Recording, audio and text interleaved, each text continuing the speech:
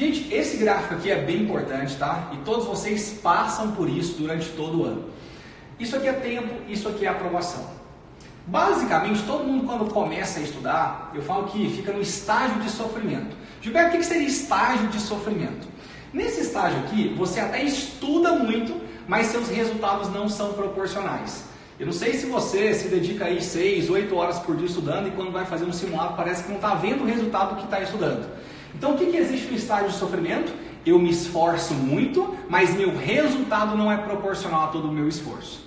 Até que você aprende um método de como estudar. Se você aprende um método, um passo a passo correto de estudos, você entra no que a gente chama de estágio de transformação. Gilberto, o que seria estágio de transformação? É um estágio onde você se esforça muito, só que seus resultados começam a ser proporcionais ao seu esforço. Ou seja, você não vive naquela frustração de estudar demais e não ter resultado. Só que muita gente, mesmo nesse estágio de transformação, que tem um grande esforço e nota os resultados crescendo, de vez em quando escorregam. A pessoa que está super acostumada com evolução em simulado, ela acerta 23 de natureza, no próximo simulado 25, depois 27, depois 29, aí ela faz um próximo e acerta 24. Essa queda abala muita pessoa. Às vezes ela passa o dia inteiro no domingo chorando. Às vezes aquilo atrapalha a semana inteira dela. Ou seja, não é só método, não basta ter a melhor estratégia. Você também precisa ter inteligência emocional nessa jornada em busca da aprovação. Quando você atinge essa inteligência emocional associada ao método, é o que a gente chama de estágio de realização. É quando você, de fato, está totalmente preparado, estrategicamente falando e emocionalmente falando, para ser um grande campeão dos vestibulares. E para isso, eu quero que você entenda como é que o seu corpo funciona. Como é que é o sistema operacional das suas emoções. Tudo começa com um estímulo. Eu vou te dar alguns exemplos, tá? Você está andando ali na rua, à noite, fazendo uma caminhada, de repente vem um cachorro por trás de você e faz assim, ó, bem forte. Aquele estímulo chega no seu cérebro. E quando ele chega no seu cérebro, ele constrói um pensamento. Qual que é o pensamento? Meu Deus, aquele cachorro vai arrancar metade da minha bunda. E esse pensamento automaticamente constrói um sentimento. Qual é esse sentimento? Não é inveja, não é raiva, não é fome, é o quê? Medo. E você, com esse sentimento de medo, resolve promover uma ação. Qual é a ação? Você sai correndo desenfreadamente para obter um resultado. Qual o resultado? A integridade física da sua bunda ou simplesmente a sua sobrevivência. Vou te dar outro exemplo. Se você está lá sentado no sofá domingo à noite, de repente vem aquele cheiro de lasanha. Isso é um estímulo que constrói qual pensamento? Você pensa naquele queijo derretendo, não é? Vai lá, e esse pensamento constrói qual sentimento? Agora não é mais medo, o sentimento agora é fome. Isso promove qual ação? Você levanta do sofá e vai comer. Isso provoca qual resultado? A sua saciedade, ou a longo prazo você pode até ficar gordinho por conta disso. Vamos levar isso aqui para o mundo dos estudos agora? Vamos supor que você está lá sentado numa sala de aula e o professor chega em você e pergunta assim: quais foram os principais motivos da crise de 29 que eu ensinei na aula passada? Você, Maria, responda agora. Daí você, Maria, trava. Daí o professor, que também não tem muita inteligência emocional, solta assim: tá vendo por que você não passa? Expliquei semana passada. É por isso que você vai ficar mofando no cursinho. Infelizmente a gente ainda tem que escutar esse tipo de coisa, né? Mas vai lá, esse estímulo gerou o que para aquela menina? Qual o pensamento? Que droga, eu sou uma fracassada. Que droga, eu nunca vou conseguir. E qual que é o sentimento que isso gera? Não é nem raiva, nem medo não. É um sentimento de impotência, de insegurança, de frustração, de desmotivação. Qual que é a ação que isso gera? Ela fala assim: professor, eu posso ir no banheiro? Essa pessoa levanta, vai no banheiro, fica em prantos. E sabe qual que é o resultado disso? Ela pode perder aquele dia inteiro de estudos, quiçá perder a semana inteira. Eu já vi gente entrando até em depressão por conta disso. É diferente de quando chega um professor para você e fala assim: pode contar uma coisa? Não vai ser fácil, vai ser uma jornada extremamente complicada, mas saiba de uma coisa, a dor passa, a aprovação fica. E esse ano é o ano da sua aprovação. Quando você escuta esse tipo de coisa, esse estímulo chega no seu cérebro e cria um pensamento. E qual pensamento? Eu realmente sou capaz, esse ano eu serei aprovada. Qual que é o sentimento que isso constrói? Não é mais de desmotivação, ansiedade e frustração. É um sentimento de motivação, de empoderamento. É um fogo que sobe dentro de você.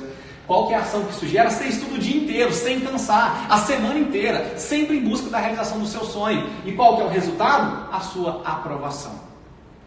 O que eu quero dizer é que o nosso sistema operacional, ele funciona assim. E a primeira coisa que você precisa é filtrar quais são os estímulos que entram no seu cérebro. Existem estímulos positivos, estímulos negativos. O que você mais precisa fazer nessa reta final é filtrar os estímulos negativos. Se você tem alguma pessoa negativa que só fala coisa ruim para você, ou aquele aluno ali do seu lado, ou aquele professor que só fala coisa negativa, começa a filtrar isso. A gente sempre tem um tio ou uma tia que sempre fala assim, vai mofar no cursinho? Por que você não faz um outro curso? Você não vai conseguir passar não. Se distancie desse tio. Às vezes ele não fala com maldade, mas quando ele fala aquilo te atinge muito. Começa a filtrar as pessoas que você convive, os livros que você lê, as notícias que você lê na internet, as notícias que você recebe no WhatsApp. Não esquece, filtra o que entra no seu cérebro. A partir de hoje, maximize os estímulos positivos. Conviva com pessoas, assista stories, assista vídeos de pessoas que realmente querem te ajudar nessa reta final. Para você sempre ter resultados positivos. Não esquece, estímulo negativo vai construir pensamento negativo, que vai gerar sentimento negativo, que vai construir uma ação negativa, que vai gerar um resultado negativo. Enquanto que estímulos positivos constrói toda uma cadeia positiva. E vou te ensinar uma coisa para te ajudar ainda mais. Silvinho, vamos aqui para o flip chart, por favor. Gente, o cérebro humano, chega aqui bem pertinho de mim. Aqui, ó, liga essa luz aqui. Isso. Chega aqui bem pertinho. Gente, o cérebro humano, ele tem duas coisinhas. Vou colocar aqui R e vou colocar aqui F. O cérebro humano, ele pode pensar o que é real, só que ele também pode pensar o que é fantasioso.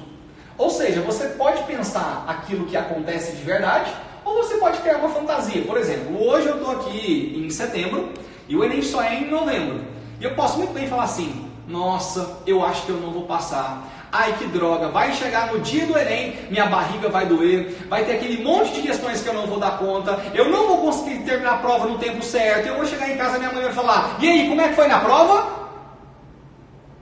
Só de pensar isso, você já fica muito mal. E minha pergunta é, isso aí aconteceu?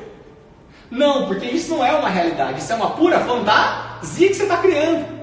Só que o maior bug, o maior problema do nosso cérebro é que todos esses pensamentos, sejam eles reais ou fantasiosos,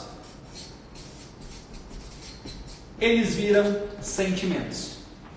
Então não importa se é um pensamento real ou um pensamento fantasioso, você vai sentir o que você está pensando sempre. E sabe qual que é o problema disso? Se você ficar fantasiando um monte de coisa negativa, você sempre vai ficar sentindo coisas negativas. Pode falar uma coisa? Foca no que é real.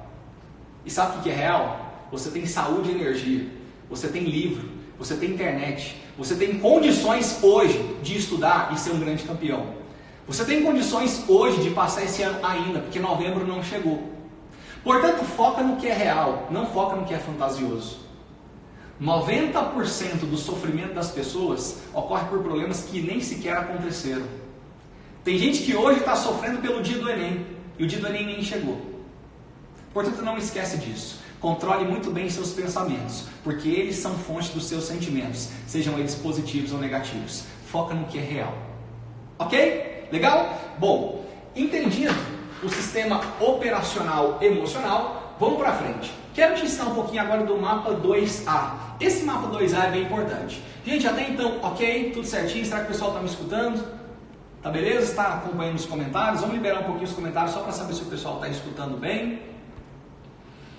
Para eu já continuar aqui ensinando o mapa 2A. O pessoal está me escutando?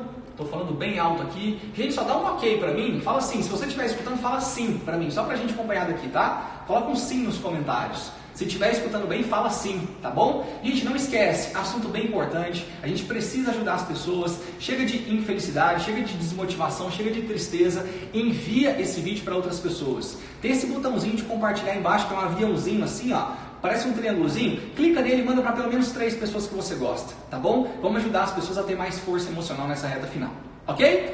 Bom, não tem como a gente falar de inteligência emocional sem falar de um cara que eu gosto muito, tá? No Mapa 2A, eu quero chamar esse cara aqui, o nome dele é Daniel Goleman. Talvez você nunca viu esse cara, talvez já viu esse cara é autor de um livro chamado de Inteligência Emocional. Chega aqui mais pertinho, Silvinho, pra gente enquadrar bem aqui.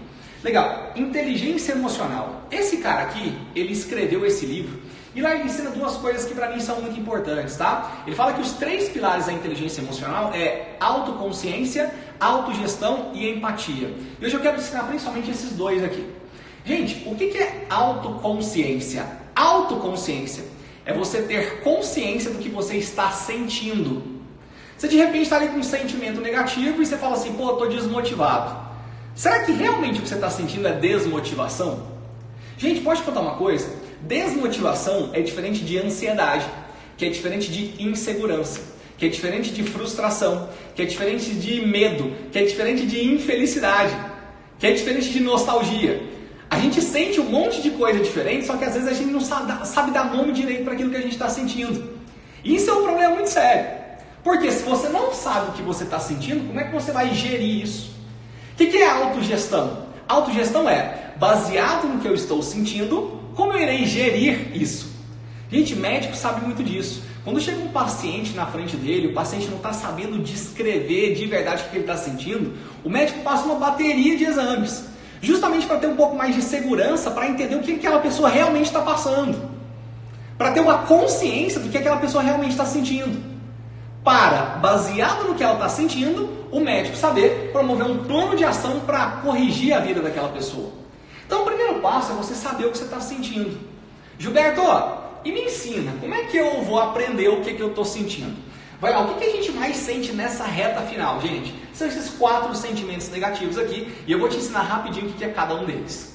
Primeiro, vai lá, o que seria motivação? Gente, motivação é um motivo para ação.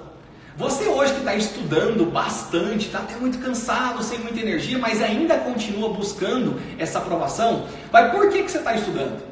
É porque você quer passar para medicina, ou direito, ou engenharia, ou nutrição. É porque você quer ser aprovado para algum curso. Essa é a sua motivação. Quando você fala para mim que você está desmotivado, significa que você perdeu o motivo para a ação. Ou seja, Gilberto, eu não quero mais fazer medicina não. Eu não quero nada da vida mais. Se você perdeu esse motivo para agir, você realmente está desmotivado. Só que eu vejo muito que alguns alunos chegam para mim cansados ou tristes por conta de um resultado dissimulado e falam que estão desmotivados. Não, você não está desmotivado. Desmotivação é quando você perdeu o motivo para estudar. Mas você continua com esse motivo firme. Independente se saiu mal ou bem no simulado, você continua querendo passar para a medicina. Então saiba, você quase nunca está desmotivado. Desmotivado é quando você não tem mais motivo para estudar. E gente, não confunda desmotivação com dia de fossa. Todo mundo tem seus dias de fossa. Eu tenho meus dias de fossa. Tem dia que eu tô triste pra caramba. Tem dia que aconteceu alguma coisa na minha vida e às vezes eu não quero sair da cama, eu não quero sair de casa, eu não quero ver ninguém. Só que na boa, eu começo a trabalhar aquilo na minha cabeça. Eu tomo um banho de água gelada. À noite eu durmo bastante, no outro dia eu sou uma outra pessoa. Dias de fossa todo mundo vive. Tá bom? Vamos lá. Depois, frustração. Gilberto, o que seria frustração? Frustração é um gap entre a expectativa e a realidade. Exemplo, minha expectativa hoje seria que eu estudasse 6 professores. No final do dia, só estudei 3. Se eu gostaria de ter estudado 6 e só estudei 3, existe um gap, que é uma lacuna, entre a minha expectativa e o que realmente aconteceu, que é a realidade. Isso me gera frustração. Eu abracei demais aquela pessoa, dei muito carinho para ela quando ela precisou, quando ela estava mal. Aí teve um dia que eu estava mal também, que aquela pessoa que é minha melhor amiga não me deu o carinho do mesmo jeito que eu dei para ela. Se você faz alguma coisa por alguém esperando a mesma coisa em troca e essa pessoa não dá, isso te gera frustração. Se você no simulado acertou 23 questões e colocou como meta no próximo simulado de natureza acertar 30, sua expectativa é que você acertasse 30, mas no dia você foi lá e acertou 25, por exemplo. Esse gap de 5 questões te gerou essa frustração. Olha que legal. Gilberto, então quer dizer que quando eu saio mal no simulado não é desmotivação? Não é o que? Frustração. E eu vou te ensinar um jeito simples de combater a frustração. Se frustração é um gap entre a expectativa e a realidade, Gilberto, o que gerou esse gap? Vai lá, eu queria ter acertado 30, mas só acertei 25. Quer dizer que o gap é de 5 questões. Você já parou para pensar que se você pegar essas 5 questões que você errou, e também pegar as outras que você errou, e estudar essas questões, seu cérebro vai perceber uma evolução muito grande, porque você aprendeu aquilo que você anteriormente não sabia. Gente, a melhor forma de combater frustração, que acontece principalmente em erros de simulado, é estudar seus erros. Porque quando você estuda seus erros, você mostra para o seu cérebro que aquilo que anteriormente você não sabia, agora você já sabe. Combater a frustração, gente, é assim. Luto sempre vai existir. Você corrigir um simulado, você vai chorar. Só que chora 5 minutos. Eu te dou 5 minutos de luto, mais nada. Depois disso, enxuga as lágrimas, pega seu simulado e vai estudar cada erro que você cometeu. Ok, gente? Show de bola. Ou seja, na vida só existem 2 caminhos. Não é ou sucesso ou fracasso. É o sucesso ou o aprendizado. Tudo aquilo que você significa como fracasso ou erro, eu significo como um aprendizado. Gente, você aprende muito com seus erros. Então saiba, a dor passa, o aprendizado fica. Tá bom? Vai lá. Depois de desmotivação e frustração, insegurança. Muita atenção para isso. Só beber um pouquinho de água aqui.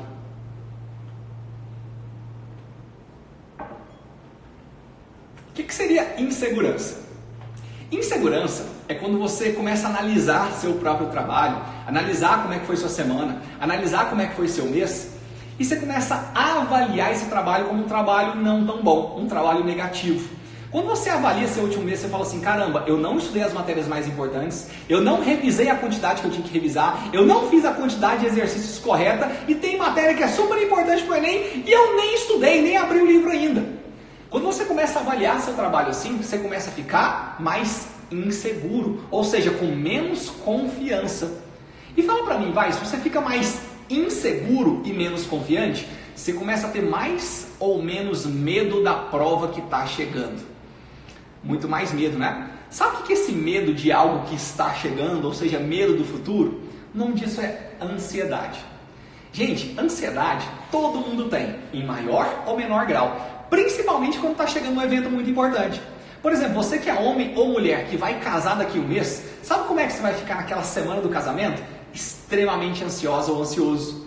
Você que vai ser mãe, por exemplo, vai lá, quando vai chegar lá aquela semana da cesárea, você vai ficar extremamente ansiosa. Você que é pai, então, tem pai que até desmaia, gente, na hora do nascimento do filho. Isso é ansiedade. Tem gente que tem mais, tem gente que tem menos.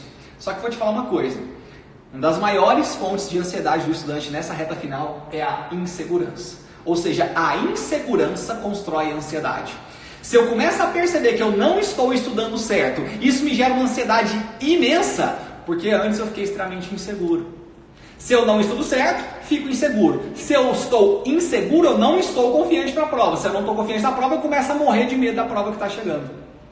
Ou seja, a melhor forma de combater a ansiedade é combatendo a insegurança. E a melhor forma de combater a insegurança, gente, é estudar corretamente. Ou seja, você avaliar a sua semana e falar assim, quer saber de uma coisa? Na quinta-feira eu não estudei tudo, mas eu estudei tudo que era mais importante do dia, ou seja, as matérias de maior PRD. Pode contar uma coisa? Minha meta era estudar até as 10, só que eu cheguei até 9h30, só que eu dei o meu melhor naquele dia. Ou seja, gente, você nunca vai ter um dia perfeito. Só que, quando você avalia seu dia, você tem que ter a percepção que você deu o seu melhor. Ou estudou as matérias que eram mais importantes. Isso te faz dormir com a consciência não tão pesada assim. Eu sei que a gente dorme com a consciência pesada quando a gente não estuda tudo. Mas se você não estuda tudo, porém estuda o que é mais importante do dia, você fica com a consciência menos pesada. Portanto, quer diminuir sua ansiedade? Começa diminuindo sua insegurança. Começa a estudar certo, para gerar para o seu cérebro uma percepção de um trabalho melhor cumprido. Eu posso te ensinar técnicas de respiração, eu posso te mandar para terapia, eu posso te mandar tomar remédio, tudo isso vai te ajudar a melhorar a sua ansiedade. Só que se eu sei que a principal fonte é uma autopercepção negativa de mim mesmo, começa a trabalhar essa autopercepção. Começa a estudar certo e melhorar a percepção que o seu cérebro tem de você. Tá bom? Não adianta ficar fazendo terapia, ficar tomando remédio, gente, se você não está fazendo o básico, que é estudar certo.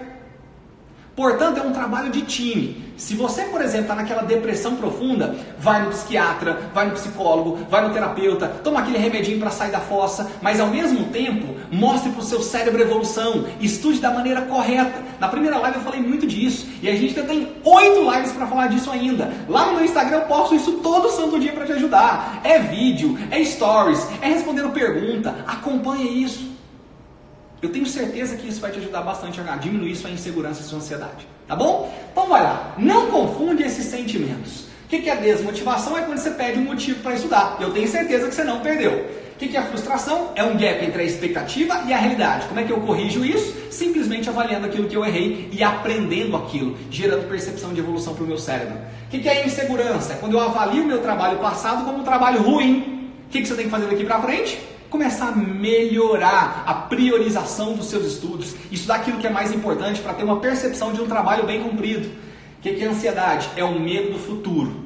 E pode contar uma coisa? Quanto menos inseguro você for, menos ansioso você será. Isso dá certo, te gera mais confiança e segurança. Ao invés de ter medo da prova, você vai falar assim, tem que chegar logo essa prova para eu acabar com ela. Isso é empoderamento, isso é força emocional. Ok? Legal. Vamos para o próximo. Desistência. Desistência é algo que muita gente tem, tá? Tem gente que fala assim, cara, quer saber? Eu não quero mais. Gente, por que as pessoas desistem de uma meta? Vou te explicar. As pessoas desistem de uma meta quando a percepção que elas têm do tamanho daquela meta não é congruente com a competência que elas têm para alcançar aquela meta. Exemplo. Se eu tenho um desafio que é muito grande para ser atingido, mas a minha habilidade é muito pequenininha, eu acabo que eu nem começo a fazer, ou eu desisto no meio do caminho. Exemplo, Gilberto, eu quero muito passar no ITA, que eu sei que é a prova de exatas uma das mais difíceis do país. Só que eu não sei nem dividir, Gilberto. Gente, de cara você já desiste. Sabe por que muita gente desiste de estudar física? Porque no primeiro exercício que ela pega lá do capítulo, ela erra. No segundo exercício ela erra também. No terceiro ela erra também. Sabe o que ela faz? Ela desiste daquele capítulo. Cinemática não é pra mim, eu nunca vou aprender isso. Dinâmica não é pra mim, eu nunca vou aprender isso. E o que eu ensino para os meus alunos para não ter essa percepção de frustração extrema que gera inclusive a desistência? Eu ensino isso aqui, ó. Isso aqui é um gráfico do Csikszentmihalyi, que é um grande psicólogo, tá? Ele fala o seguinte: sempre, o desafio que você coloca para você tem que ser proporcional à sua habilidade. Se você vai lá, tem uma habilidade pequena e se predispõe a alcançar um desafio muito grande, você vai entrar no que a gente chama de zona de estresse. E esse estresse pode te paralisar. A mesma coisa acontece o contrário, gente. Se você tem uma habilidade muito grande, mas o desafio que é imposto a você é muito baixo, a gente chama isso aqui de zona de conforto. Exemplo, você é um engenheiro que acabou de formar no ITA. Você sabe tudo de matemática. Aí eu vou te entregar aqui uma prova de operações básicas, somatório, subtração, multiplicação e divisão. Acaba que você nem faz aquilo. É tão confortável para você que você nem começa. Duas coisas paralisam o ser humano: quando é muito confortável ou quando é muito estressante.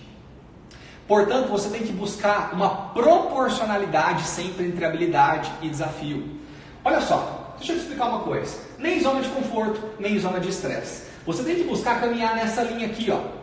Essa linha é, eu tenho uma habilidade suficiente para esse tamanho de desafio. Exemplo básico. Gilberto, eu quero aprender agora um capítulo de movie. Só que eu sou muito ruim mesmo em física.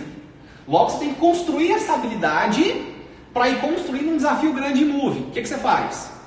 O professor dá aula de movie, você copia no seu caderno, aí você chega em casa à tarde, dá só uma lidinha no caderno e já quer pegar aquela lista de exercícios super difíceis que o professor passou, que a questão 1 é da FUVEST. Você tenta fazer, não dá conta.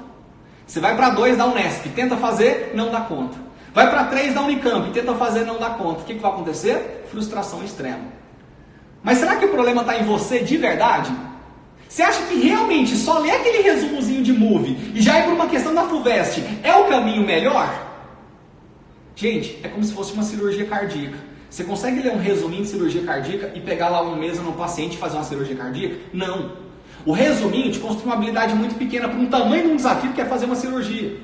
Sabe o que eu te recomendo? O professor deu um caderno de movie, chega em casa à tarde, lê o caderno de movie. Em seguida, pega um livro do Ramalho de Física e lê a teoria com muita atenção. Em seguida, faça todos os exercícios resolvidos do ramalho. Refaça todos eles. Não é porque está resolvido que você tem que pular, gente. Refaça todos os exercícios resolvidos, porque aquilo vai te construir uma base. E depois você vai chegar nos propostos. Só que os propostos do ramalho são diferentes daquela lista que o seu professor fez. Seu professor às vezes faz uma lista correndo ali em casa e envia ali para o cursinho, você vai pegar aquela lista, ela não tem uma gradação de questões respeitando o nível de dificuldade. Já começa logo uma difícil. No livro do ramalho não é assim. A questão é bem facinha para você fazer, acertar, construir autoconfiança e continuar. A 2, um pouquinho mais difícil que a primeira. Depois a 3 ele vai avançando. Chega na 30, gente, é uma questão do IME, super difícil, mas você conseguiu fazer.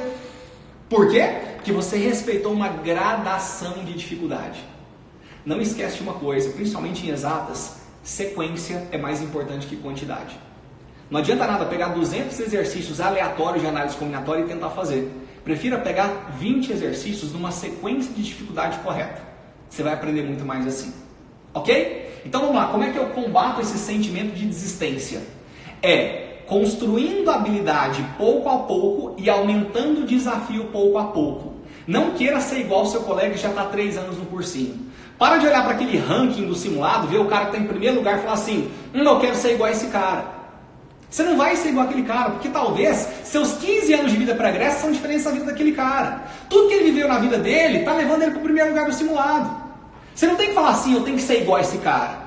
Você tem que falar assim, cara, o que esse cara fez ao longo do ano inteiro que eu também posso fazer para um dia chegar onde ele chegou? É isso que você tem que pensar. Constrói suas habilidades paulatinamente e vai crescendo seus desafios paulatinamente. Caso contrário, sua frustração será tão grande que você pode até mesmo desistir do seu propósito de vida. Tá bom? E a gente não está aqui para isso. Ok, gente? Show de bola. Vamos lá. Nessa reta final, não foque em estudar tudo. Muito cuidado com isso. Se você coloca como meta estudar tudo, você vai se frustrar. E a gente não está no jogo, gente, de gerar frustração para o nosso cérebro. Por quê? Porque é impossível estudar tudo. Não dá para aprender tudo de química, física, biologia, matemática, história, geografia, filosofia, sociologia, língua estrangeira, português, literatura, redação, história da arte. Não dá! O que você precisa é focar no que é mais importante. E o que é mais importante, eu inclusive ensinei na primeira live, vou fazer uma revisão bem rápida. Gilberto, como é que eu faço para todos os dias terminar o meu dia com a sensação de dever cumprido? Terminar meu dia com a sensação de, eu não fiz tudo, mas eu fiz o meu melhor. Já ensinei isso uma vez, assim, ó. Gilberto, eu tenho aquela matéria para estudar, que eu vou chamar de matéria 1, e eu tenho uma outra matéria para estudar. Vamos supor que você tenha lá, sei lá, 5, 6 matérias naquele dia. Vou dar um exemplo só de 2 aqui, para ficar fácil de você entender. Gilberto, eu tenho aqui termoquímica para estudar, sei lá, calor de combustão, tá? Comparação de combustíveis. E tem aqui nazismo para estudar. Nazismo e calor de combustão. Gilberto, qual que é a matéria que eu não posso atrasar de jeito nenhum? Ou seja, eu tenho que começar meu dia por qual matéria? Vamos pensar? Gente, coloca aqui peso, coloca aqui recorrência, coloca aqui dificuldade, coloca aqui score e coloca aqui ONI. Como assim? Se eu faço uma tabelinha simples, eu vou descobrir qual que é a matéria mais importante para mim. Vai lá, eu vou levar em consideração que você quer passar para medicina na UFG, igual os meus alunos aqui em Goiás, tá? Quando a gente para para pensar em termoquímica, isso aqui é natureza, tá? Natureza, termoquímica é química. Natureza, para quem quer passar para medicina na UFG, o peso é 3. Enquanto, para quem quer, medicina UFG, ciências humanas, o peso é 1,5. Recorrência, gente, calor de combustão, comparação de combustíveis, todo ano cai no Enem. Absolutamente todo ano cai no Enem, tá? Então você vai me dar uma recorrência de 1 a 3. Se cai demais é 3, se cai pouquinho é 1, se cai mais ou menos é 2. Isso aqui cai demais, recorrência é 3. Gilberto, nazismo, cai demais? Cai, mas não é todo ano igual ao Brasil Colônia, mas cai. Eu vou dar uma recorrência de 2, de 1 a 3 sempre, tá, gente? Legal. Dificuldade, você vai depender de você. Gilberto, minha dificuldade é extrema em termoquímica. 3. É muito fácil para mim. 1. Vai lá. Geralmente o pessoal tem dificuldade, tá? Em termoquímica, mas não tem tanto igual em análise combinatória, por exemplo. Então eu vou colocar uma dificuldade 2. Nazismo é uma matéria mais tranquila, basta sentar, ler com muita atenção, então eu vou falar que é uma matéria relativamente mais fácil, tá? Dificuldade 1. O que você faz? Você vai somar esse score. Quanto que é 3 mais 3 mais 2? 8. Essa matéria recebeu uma pontuação de 8. Quando você soma 1,5 mais 2, 3,5. 3,5 mais 1, 4,5. Vai lá, eu tenho uma matéria naquele dia que tem pontuação 8 e outra que tem pontuação 4,5. Fala pra mim qual que é a mais importante. Portanto, na sua ordem numérica de urgência, você sabe que você vai começar seu dia estudando qual? Essa que tem um score maior. Em seguida você estuda essa. E se tiver outra, você vai também fazer uma pontuação de score para cada uma delas. O que eu quero te dizer é que se você começar a sua tarde estudando essa matéria que é menos importante, e der 8 horas da noite, e você está extremamente cansada ou cansado, e fala assim, caramba, eu ainda tenho que estudar termoquímica, só que eu não aguento mais. Aí sabe o que vai acontecer? Você não vai conseguir estudar essa matéria, vai falar assim, não, mas amanhã eu estudo. Só que amanhã já tem outras coisas para estudar, gente. Esse amanhã nunca chega. Essa matéria literalmente virou uma matéria atrasada. E você acabou de atrasar na matéria que era a mais importante do dia. Sabe como é que chama isso? Não é burrice. O nome disso é negligência. Você acabou de ser negligente com você mesmo. Você sabia o que era mais importante, mas não fez o que era mais importante. Gente, às vezes a gente sabe o que a gente tem que fazer, a gente só não faz.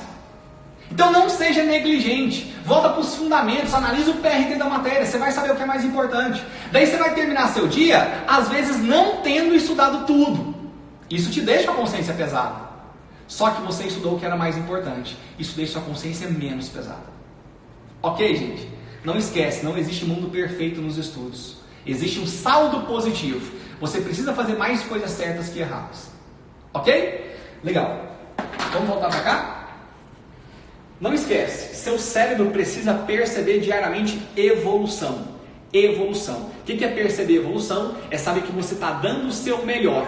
É saber que tinha uma matéria que você não era boa, que você colocou muito tempo em cima dela e aprendeu. É saber que você acertou só 25 questões no simulado de natureza, ou seja, errou 20, mas aquelas 20 no domingo você pegou e estudou cada conteúdo específico daquele. Que seja pela resolução, gente. Isso é percepção de evolução. Seu cérebro precisa disso. Show! Uma coisa que eu usava muito, tá, gente? Nessa reta final você vai começar a notar que você vai viajar demais. Você está ali sentado estudando e de repente você começa a se imaginar passando. Não sei se isso já aconteceu com você. Você está ali calculando o seno de 75 ali e de repente você começa a se imaginar vendo o nome na lista, começando a gritar na sua casa, os seus familiares, o que foi, o que foi, o que foi? Eu passei, papai, eu passei, mamãe. E eles começam a te abraçar, te jogar pra cima, cantar We are the champions, my friend. Só que aí você acorda. E você estava até chorando. E você viu que você ainda está ali calculando o seno de 75. Ou seja, o seu cérebro ele fica fazendo essas pontes ao futuro o tempo todo. E ao mesmo tempo ele fica fazendo pontes ao passado. Você está ali estudando, aí você erra uma questão e começa a lembrar lá daquele vestibular antigo que você fez, aquela mesma questão que você errou. Você fala, caramba, lá naquele vestibular eu errei essa mesma questão e hoje eu continuo errando, eu não vou passar de novo. Gente, toda vez que a sua mente está ou no futuro demais, ou no passado demais, você não está no caminho certo. Tem uma coisa que eu aprendi na vida. Um futuro de sucesso é uma consequência de hoje de sucesso. Se você quer ter uma aprovação lá em janeiro, o seu hoje precisa ser cumprido. São 300 hojes muito bem feitos que vão te gerar aquele único dia de aprovação, gente. Portanto, uma dica que eu te dou.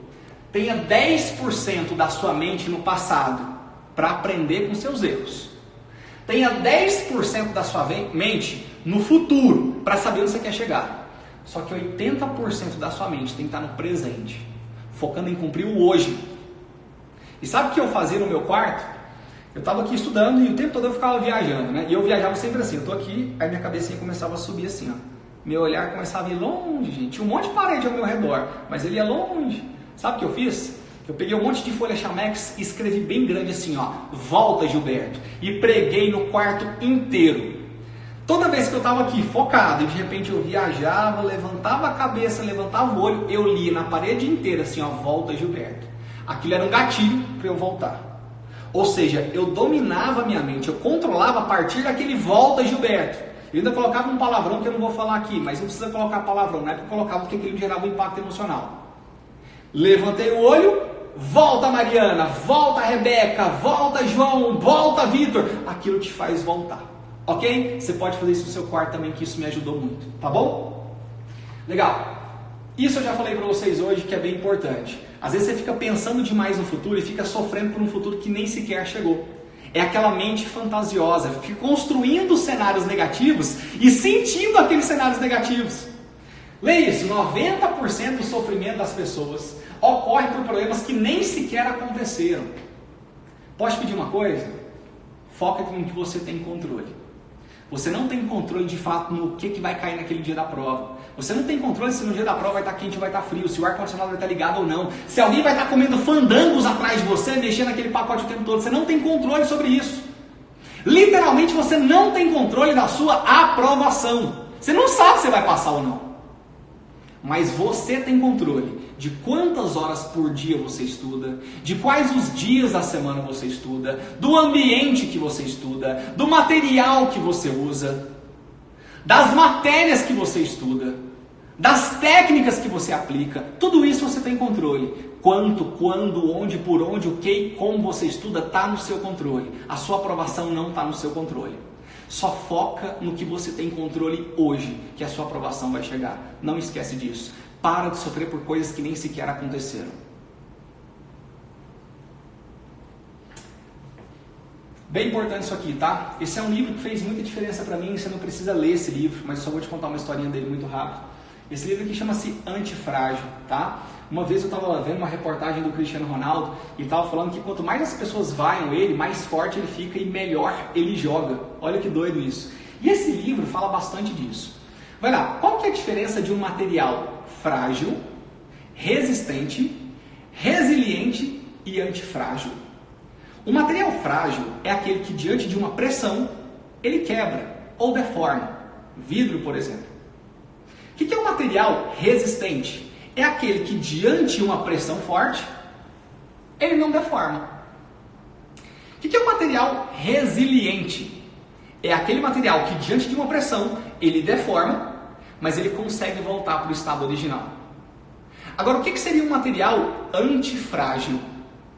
É aquele material que ao sofrer uma pressão, ele deforma, mas quando ele volta mais forte que o estado original. Isso tem que ser a vida de um estudante. Quando você faz um simulado e erra as questões, aquilo te deforma, aquilo te fragiliza. Só que depois que você passa aquele luto, pega aquelas questões e estuda o que você errou, você com certeza está mais forte que antes. Isso é ser antifrágil nos estudos. É sim ser abalado emocionalmente. É sim se frustrar. É sim ter dias de fossa. É sim chorar. Mas depois dessa dor, você tem que aprender com ela e sair dela muito mais forte. Isso é ser antifrágil. O sofrimento pelo sofrimento, gente, não adianta nada. Sair mal no simulado e passar domingo o dia inteiro chorando não te engrandece em nada. Então 5 minutos de luto, enxuga as lágrimas e vai estudar aquilo que você errou. Isso é ser antifrágil nos estudos. E por último, gosto muito desse cara. Se você tem um propósito muito forte na sua vida, você tem que aprender uma palavrinha chamada de irrazoabilidade. Eu lembro até hoje que esse cara aqui, naquele filme 300, ele mandou um mensageiro para ver quantos soldados persas tinham no exército que eles iam combater. Eles eram 300 e o mensageiro chegou e falou assim: mestre, são mais de 30 mil homens, nós somos apenas 300. As suas flechas ofuscarão o brilho do sol, mestre. Ele bateu na cabeça do mensageiro e falou assim: portanto, guerreiro, é hoje que nós guerrearemos sobre as sombras. Ou seja, o Leônidas, ele não queria saber quantas pessoas tinham no exército. Não queria saber se todas as flechas dos persas iam ofuscar o brilho do sol. Pouco importa isso para mim. Se meu propósito é ser um guerreiro, eu vou até o fim. O nome disso é irrazoabilidade. É lutar apesar de quantos soldados existem. É lutar apesar de as flechas cobrirem a luz do sol. É lutar apesar de estar cansado. É lutar apesar de ter uma noite de sono mal dormida. É lutar apesar de meu namorado ou minha namorada ter brigado comigo. No seu caso, você não precisa lutar, basta estudar. A sua guerra é outra. A sua guerra é uma guerra intelectual, é uma guerra mental e com certeza também uma guerra emocional. Pode falar uma coisa? Dias de cansaço você vai ter. Dias com vontade de desistir você vai ter. Dia que sua família, seu pai ou sua mãe, pessoas que você ama, vão falar coisas que te abalem, esses dias vão existir. Só que não esquece o que eu estou te falando. Estude apesar disso. Estude apesar de estar triste, estude apesar de estar cansado, estude apesar de estar num dia de fossa. Só não pare de estudar. O que gera resultado chama-se ação. Tem muita gente que tem boa intenção, só que intenção não passa ninguém no vestibular. O que te passa é ação. Mova-se, só não para de estudar. Isso é irrazoabilidade. Espero muito ter ajudado vocês, de verdade. Eu acredito verdadeiramente que a dor passa, a aprovação fica, tá? Eu tenho certeza que em janeiro as suas lágrimas de felicidade irão substituir suas lágrimas de cansaço e tristeza de hoje. Essa dor vai passar, pode ter certeza disso, tá bom? Obrigadão, não esquece, sem plano B.